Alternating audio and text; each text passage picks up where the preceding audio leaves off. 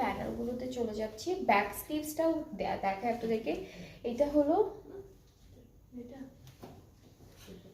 হ্যাঁ হ্যাঁ এটা এটা এটা কি ব্যাক পার্টটা না আপু? শুধু স্লিভসটা এমব্রয়ডারির মধ্যে, এটা ব্যাক পার্টটা, এটা ব্যাক পার্টটা, স্লিভসটা হচ্ছে এমব্রয়ডারি ওয়ার্কের মধ্যে। এটা একটা মেজেন্টা কালার দেখিয়েছিলাম, একটু পার্পল মেজেন্টা, ওইটা হচ্ছে এটার আরেকটা কালার। সো আমরা প্যানেলগুলোতে চলে যাচ্ছি। এটা হলো আমরা নেকে বসাবো, এটা যাচ্ছে নেকের জন্য।